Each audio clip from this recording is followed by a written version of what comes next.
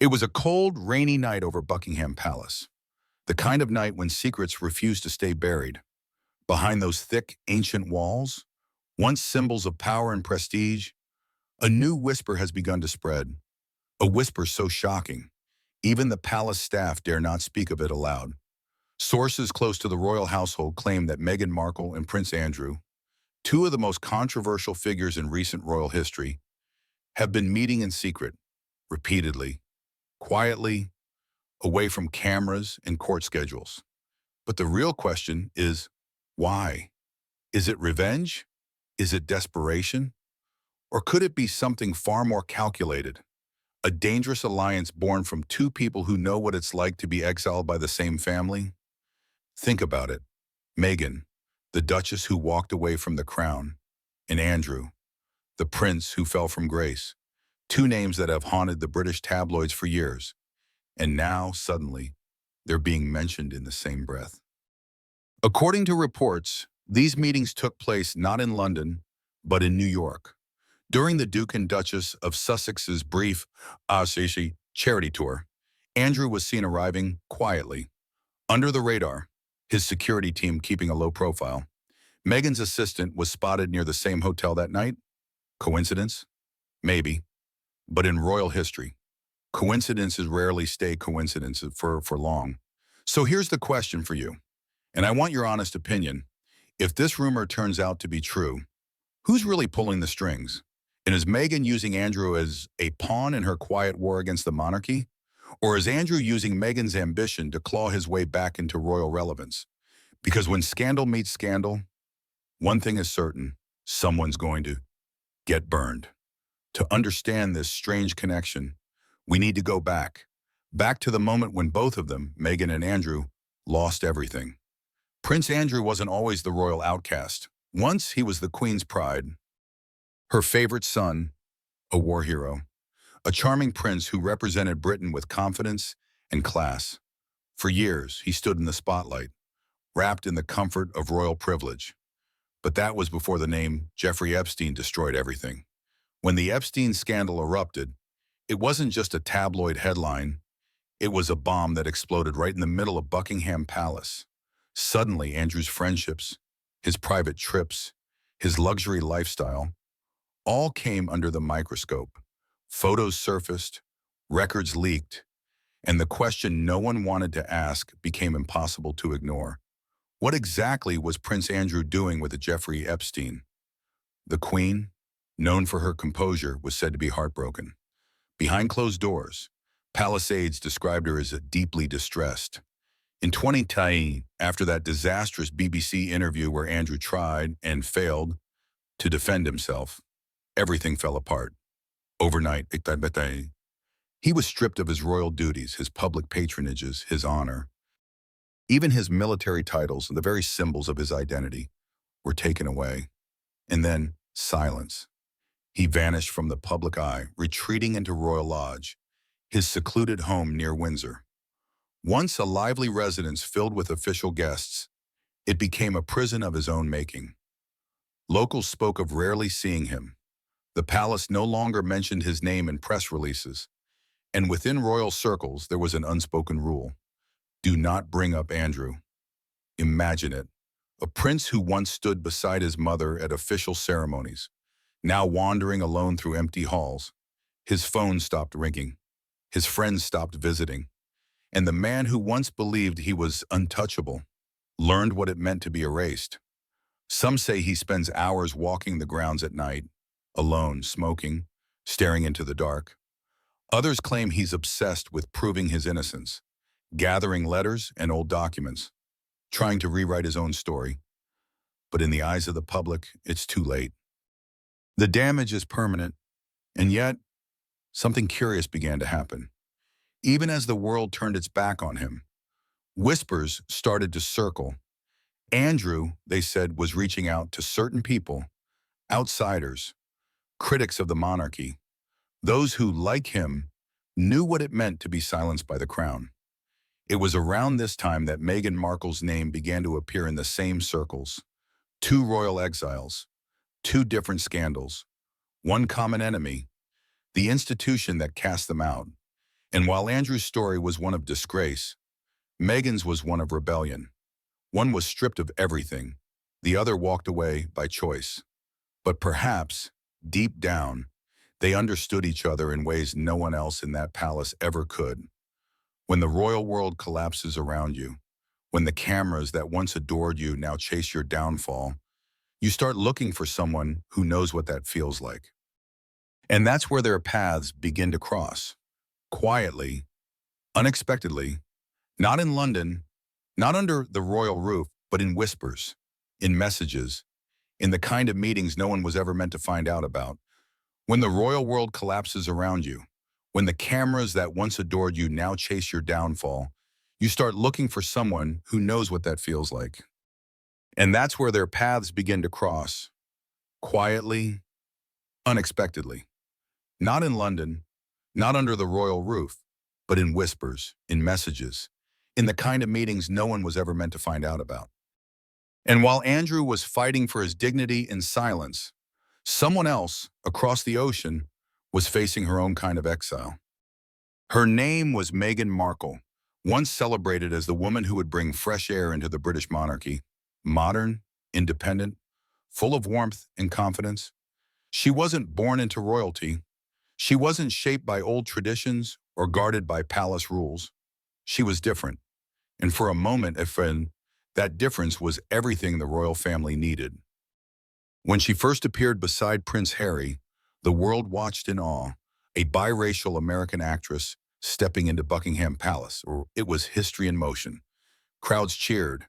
The press called her the new Diana. The monarchy seemed ready to evolve. But fairy tales have a habit of turning dark, especially when they're written by the British tabloids. The praise didn't last long. The same cameras that once adored her began to twist her image, word by word, headline by headline. She was accused of breaking protocol, of controlling Harry, of acting royal. Every move she made became ammunition for a media war she never signed up for. Behind the smiles and the photo ops, Meghan was slowly breaking. Palace insiders said she felt trapped, silenced, isolated. Her calls for help ignored. When she and Harry finally made the decision to step back from royal duties, it wasn't rebellion, it was survival. But the world didn't see it that way.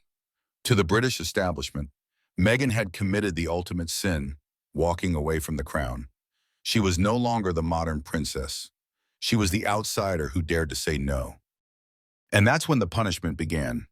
The royal finances were cut, security withdrawn. The palace made it clear, you're on your own now. Imagine that.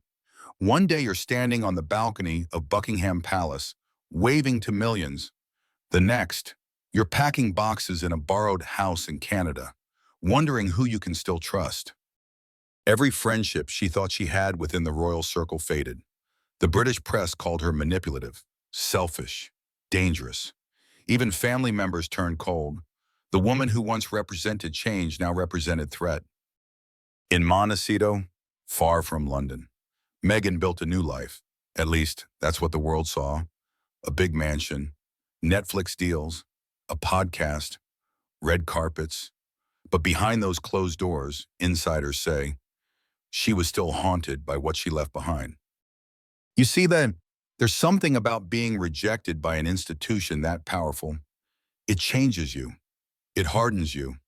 You start seeing power differently, not as something to serve, but as something to reclaim. Meghan wasn't just hurt, she was motivated. She began to rebuild her image, one project at a time, speaking about injustice, power, equality. And yet, well, no matter what she said, the headlines kept dragging her back into the same old story. The rebel duchess, the royal disgrace. But somewhere deep down, she knew she wasn't the only one who'd been cast out. There were others, royals who had fallen, who had been erased, just like her. And one name, in particular, kept resurfacing in whispers. Prince Andrew. Two outcasts, two scandals, separated by continents, united by silence. For Meghan, he wasn't a friend, not yet, but he was a reminder that in the royal world, there are only two kinds of people, those who protect the institution, and those it destroys. And maybe, just maybe, those who've been destroyed have more in common than anyone dares to admit. You know, for centuries, the British royal family built their image on one thing: honor. That word carried the weight of an empire. It justified wars, silenced scandals, and shaped the destiny of every royal who ever wore the crown. But today, that same honor feels less like a virtue and more like a curse. Because behind those palace walls, honor isn't about truth anymore. It's about survival. It's about appearances. And sometimes it's protected at a cost no one dares to admit: the cost of blood, loyalty, and love. Look back. Every time the monarchy trembled, someone had to pay to keep it standing. Diana, the woman who gave the crown two heirs, was cast aside when her truth became inconvenient. Her death, wrapped in mystery, became the shield that saved the royal reputation. And when the world mourned her, the palace stayed silent, because silence to them was dignity. Then came Meghan and Harry, two people who thought love could conquer the system. But they learned fast that no one walks away from the firm without a price. Their exile wasn't just physical, it was emotional. They lost family, status, and trust, all in the name of preserving the crown's image. And now, as King Charles faces his own reckoning, as his health declines and his family fractures, that word, honor, echoes through Buckingham like a ghost. What does it even mean anymore? To a man who spent his life torn between duty and desire? To a woman like Camilla, who was once the nation's villain and is now its queen? The truth is, this family has spent decades trading love for legacy. They've buried pain beneath diamonds and grief beneath royal protocols.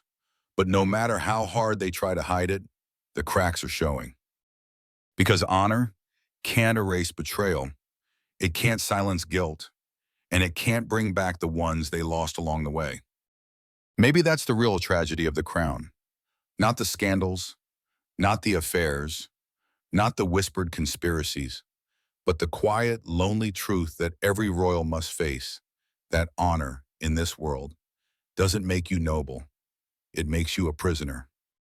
And as the royal family stands on the edge of a new era, haunted by the ghosts of Diana, burdened by the secrets of Charles, and tested by the next generation, one question remains: when the crown finally crumbles, when the people stop believing in fairy tales, what will be left of that so-called honor? Because if honor means losing your soul to protect your name, then maybe, just maybe, it was never worth it in the first place. You see, in the royal family, nothing stays hidden for long. Secrets have a way of slipping through walls, whispered from one servant to another, until they reach the very heart of the palace. And this time, the secret was explosive. Within days, King Charles had been informed. They said he was in his private study at Clarence House when the news reached him. A few short words were, Meghan Markle has been in contact with Prince Andrew. That was enough to make the king's expression turn cold. He put down his pen, took off his glasses, and just sat there in silence for a moment. Then, quietly but sharply, he said to his aide, "She's playing a game she doesn't understand." People close to the king said he felt betrayed, manipulated. To him, Meghan's connection with Andrew wasn't just inappropriate, it was dangerous. Andrew was already the family's weak spot, and Charles had spent years trying to seal that wound. The last thing he needed was Meghan digging into it. Behind closed doors, Charles reportedly told his advisors, "She's using him. She wants to drag this family back into the mud." The palace became tense. Calls were made, meetings were canceled, and somewhere across the ocean, Harry was told his father was furious. That's when Prince William stepped in. He called his brother, reportedly saying, "Harry, you need to wake up. You're being pulled into her game." The brothers hadn't spoken much since Harry left for California. But this call wasn't about reconciliation. It was a warning. William was convinced Meghan's new alliance with Andrew could destroy whatever fragile peace remained between the two sides of the family. Meanwhile, British tabloids caught wind of the whispers. A secret alliance forming inside the royal shadows. One headline read, Markle and Andrew, the most unlikely partnership in royal history. Commentators began asking, what could they possibly have in common? But for those who'd been watching closely, the answer was obvious. Both had been cast out, both desperate to be seen again, both ready to challenge the very institution that had turned its back on them. At Buckingham Palace, the mood was icy. Charles saw it as a direct threat to the monarchy's image. Camilla, though outwardly calm, reportedly told a friend, "That woman knows exactly where to strike." Some aides even suggested the king considered taking legal action to prevent further interference. Others advised silence. After all, reacting publicly would only feed the flames. But silence didn't mean forgiveness. The king's trust in Harry sank even lower. Every conversation, every statement, now came with suspicion. For Charles, it wasn't just about Meghan anymore. It was about control, legacy, and the fear that the monarchy was once again slipping beyond his grasp.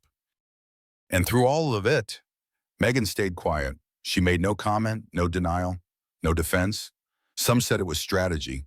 Others said it was defiance. But insiders revealed something different. She saw this outrage as proof of her power. Every time they tried to silence me, she reportedly told a close friend, they remind the world that I still matter. Whether it was courage or calculation, no one knew for sure. But one thing was clear. Meghan wasn't retreating. She had learned how to turn the scandal into spotlight, and this time she wasn't about to back down. Because for her, the palace's anger wasn't a threat. It was an opportunity. And maybe, just maybe, this was her way of saying to them all, I'm not afraid of you anymore. Sometimes two people don't find each other because of love, but because of need. That's exactly how insiders describe what began to unfold between Meghan Markle and Prince Andrew in the months after the palace found out. The tension, the scandal, the silence, it all seemed to push them closer together. But here's the real question everyone's whispering. Was it sympathy or strategy? At first, the connection looked almost innocent. Meghan was said to have reached out through a mutual contact, a friend who'd once worked with Andrew's at charity years before it fell apart. According to one insider, she wanted to understand what it felt like to be completely exiled by the royal family. Andrew didn't hesitate to respond. And from that first exchange, the tone was set. Meghan, sharp, media savvy, a master of public perception. Andrew, wounded, desperate, grasping for redemption. Two people on opposite sides of the Atlantic, both watching their royal bridges burn.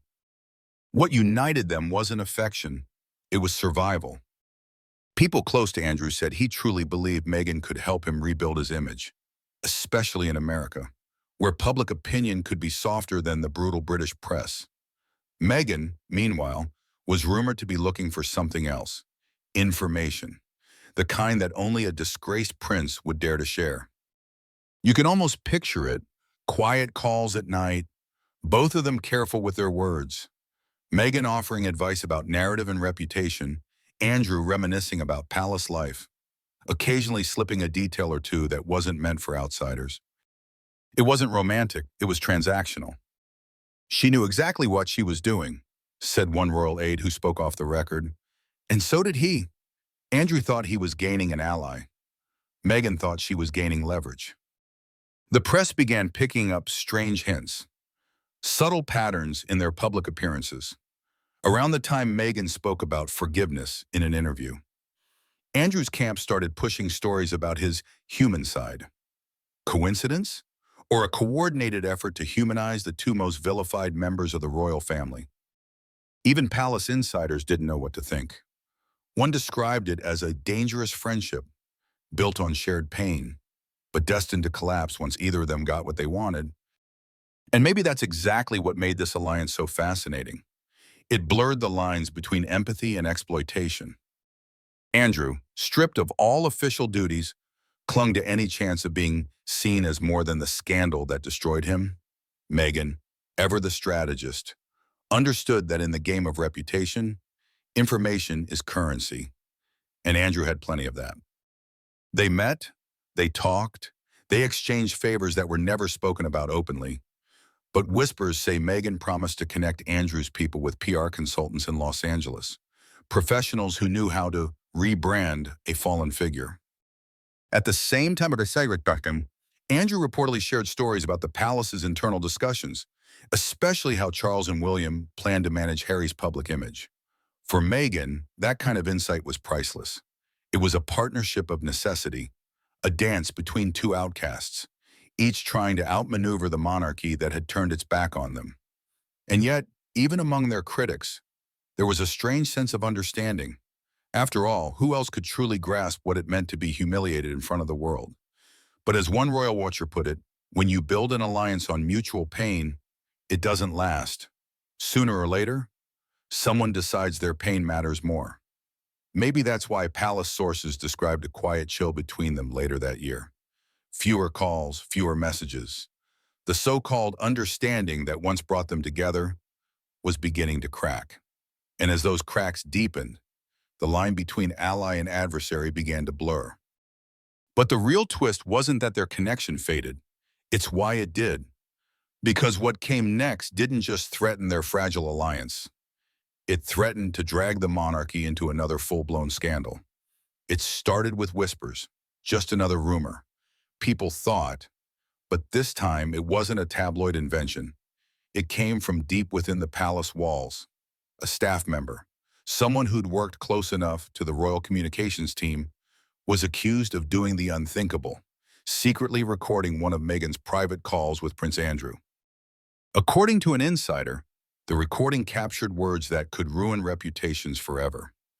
In that alleged call, Meghan and Andrew talked about hidden funds and the Queen's quiet protection for her youngest son. Nobody knows exactly what that meant, whether it referred to Andrew's finances or something more personal. But for Buckingham Palace, even the hint of those words was enough to spark panic.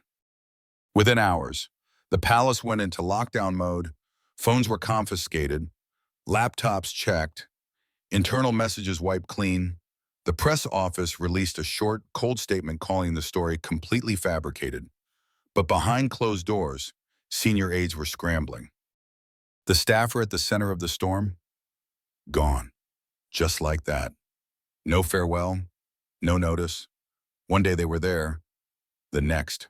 Their name was erased from the palace roster. When reporters tried to reach out, no one answered. It was as if that person had simply vanished. And as for Meghan, she went quiet. No Instagram posts, no new interviews, no public appearances for weeks. It was unusual, almost, especially for someone who had built her entire host royal identity on speaking out. Her silence felt loud, deliberate, calculated. Prince Andrew, meanwhile, withdrew even further. He stopped attending private family gatherings. Neighbors said the Royal Lodge looked deserted. Security patrols doubled. But Andrew himself was rarely seen. Some believed he was hiding from the press. Others whispered that the palace had told him to disappear until the heat died down. The British media went into a frenzy. Every paper had a theory. Some claimed Meghan had planned the leak to expose corruption. Others said Andrew had been set up to keep him quiet about what he knew. But one line appeared again and again across headlines. What are they trying to hide? For the public, it felt like déjà vu, another royal scandal buried beneath layers of denial. But for insiders, it was more dangerous than any before, because if that recording really existed, it could prove that the monarchy's greatest enemies were once part of the family itself. No one ever heard the alleged tape. It never surfaced. But everyone knew something real had happened behind those palace doors. Something powerful enough to make even Meghan Markle go silent. And when silence falls in the royal family, it's never peace. It's warning. As one palace insider put it, the walls may be old, but they still have ears, and someone somewhere has heard too much. And that's when Buckingham Palace realized, not every secret can be buried. Some, no matter how deep you hide them, eventually crawl back to the surface, demanding to be heard. And so, Once again, they both disappeared from the spotlight, but what they left behind still keeps the royal family awake at night. When you look back, both Meghan and Andrew lost everything that once defined them. Their titles, their place, their honor. But maybe that's exactly why they found each other, because they both know what it feels like to be rejected by the crown. In a world where everything is measured by titles and medals, by bloodlines and symbols, being stripped of those things can either destroy you or set you free. And sometimes losing honor in the eyes of the palace is the only way to find truth in your own. You see, in this kingdom, honor has always been the currency of survival. It's how power is kept and how shame is buried. But if you look closely enough, you'll realize that the people who've lost it are often the ones carrying the heaviest truths. Because behind the gold and the crowns, honor isn't really about what the world sees. It's about what you're willing to live with when the lights go out. The royal family once took pride in its honor, but today, that honor is guarded by silence and by the loss of their own blood. So the question is, do you believe Meghan and Andrew are just two lost souls? Or are they the final pieces in the last great game the royals are playing against themselves?